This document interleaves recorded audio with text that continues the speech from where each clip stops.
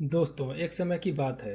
जंगल के बीच एक छोटा सा गांव स्थित था। गांव के लोग बड़े ही धार्मिक प्रवृत्ति के थे। उनका पूजा पाठ में अटूट विश्वास था। वैसे तो गांव में उन्होंने कई मंदिर बनवा रखे थे, लेकिन उन्होंने जंगल में भी एक मंदिर बनवाने का निश्चय किया। शीघ्र ही जंगल में मंदिर का निर्माण कार्य आरंभ हो गया। गांव के कारीगर उस कार्य में लगाए गए, जो दिन रात काम में जुटे रहते थे। निर्माण कार्य सुबह से लेकर शाम तक चलता था। सुबह से शाम तक कारीगर वहां काम करते, बस दोपहर में भोजन करने गांव आ जाया करते थे। उस समय मंदिर में कोई नहीं रहता था। रोज की तरह एक दोपहर भी कारीगर भोजन करने गांव आए हुए थे। तभी दूसरे जंगल से आया हुआ बंदरों का एक दल उस जंगल में आ पहुंचा। इधर उधर भटकते हुए दल के बंदर निर्माणाधीन मंदिर के पास आ धमके और उछल कूद मचाने लगे। कारीगरों के भोजन के लिए गए होने के कारण उन्हें रोकने टोकने वाला कोई नहीं था। मंदिर में उस समय लकड़ी का काम चल रहा था। चीरी हुई सहतूत और अन्य लकड़ियां इधर उधर वैसे ही पड़ी हुई थीं।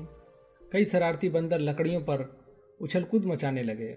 तब उनके सरदार ने उन्हें वहां जाने से मना किया, किंतु एक बंदर बहुत शरारती और हठी था। उसने सरदार की बात नहीं मानी। सभी बंदर जहां पेड़ पर चढ़ गए, वह शरारती बंदर सहतूत की लकड़ियों पर धमाचौकड़ी करने लग गया।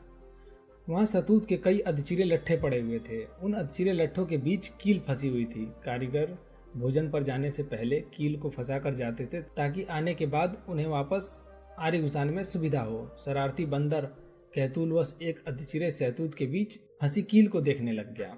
वह खुरापाती दिमाग का था। उसने सोचा कि यदि मैं इस कील को यहाँ से निकाल दूं तो क्या होगा। फिर उसने देर नहीं लगाई और अधचिरे सहतूत के ऊपर जाकर बैठकर उस कील को निकालने की जोर आजमाइश करने लग गया। बंदरों के सरदार ने उसे देखा तो उसे रोका और चेतावनी दी और अपने पास बुलाने का प्रयास किया, किंतु हठी बंदर नहीं माना। वह दम लगाकर कील को खींचने लगा, किंतु कील नहीं निकली।